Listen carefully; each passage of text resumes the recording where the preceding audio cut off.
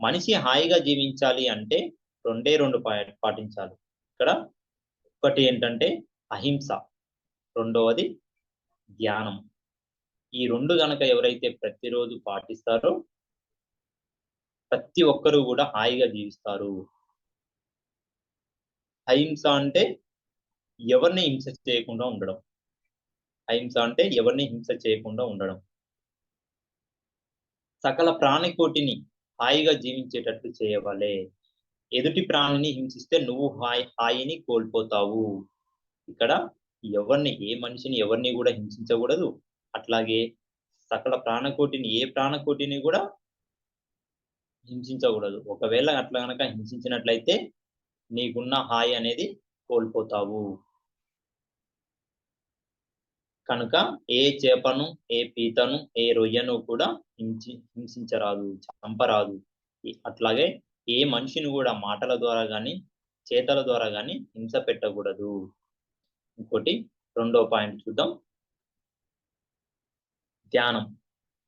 ధ్యానం అంటే మనసుని శూన్యం చేయడం. మనసు శూన్యమైనప్పుడు మూడవ కన్ను దివ్యచక్షు ఉత్తేజితమవుతుంది. ఇక్కడ ధ్యానం అంటే మనసుని శూన్యం చేయడం. ఎప్పుడైతే మనం శ్వాస మీద ధ్యాస పెట్టి ధ్యానం చేస్తామో అప్పుడు మన ఆలోచనలన్నీ శూన్యమైపోతాయి. అప్పుడు ఆలోచనలు శూన్యమైనప్పుడు మనసు శూన్యమవుతుంది. మనసు శూన్యమైనప్పుడు మనకి మూడవ కన్ను, ఇక్కడ మూడవ కన్ను దివ్యచక్షువు అది ఉత్తేజితమవుతుంది. దివ్యచక్షు ఉత్తేజితం ద్వారా ఏం తెలుసుకుంటామంటే నేను శరీరం కాదు ఆత్మ అని, ఈ ఆత్మ పదార్థమే సర్వత్రా వ్యాపించి ఉన్నదని తెలుసుకుంటాం.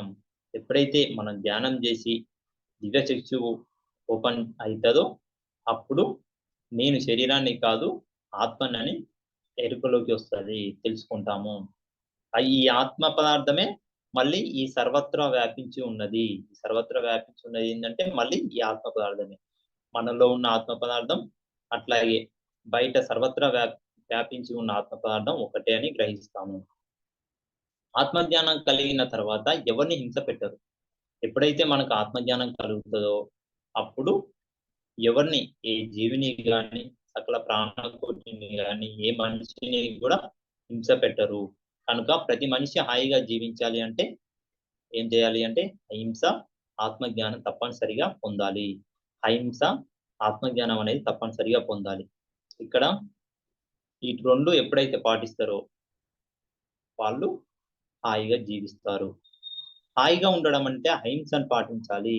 ప్రతి ఒక్కరు కూడా హాయిగా ఉండాలి అంటే ఏం పాటించాలి అంటే అహింసను పాటించాలి.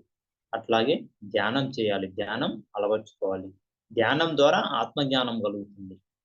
ఆత్మజ్ఞానం వచ్చిన తర్వాత ఆత్మే దైవ పదార్థం అన్న అనుభవం కలుగుతుంది. ఈ ఆత్మ పదార్థం సర్వత్రా వ్యాపించి ఉంది అని తెలుసుకుంటాం. ఒకానొక ధ్యాని మాత్రమే జీవితంలో ఏ పరిస్థితిలోనైనా సరే, ఏ ప్రాణికైనా సరే హాని చేయకుండా జీవించగలుగుతాడు. మరి ఏ ఒక్క మనిషి అయినా కానీ ఎవరికి హాని చేయకుండా, ఎలాంటి పరిస్థితుల్లో హాని చేయకుండా, అట్లాగే ఏ ప్రాణికైనా కూడా హాని చేయకుండా ఉండాలి అంటే ఎవరు ఉంటారు అంటే ఒక ధ్యాని మాత్రమే ఉండగలుగుతాడు. అందుకే ప్రతి ఒక్కరూ కూడా ధ్యానులు కావాలి.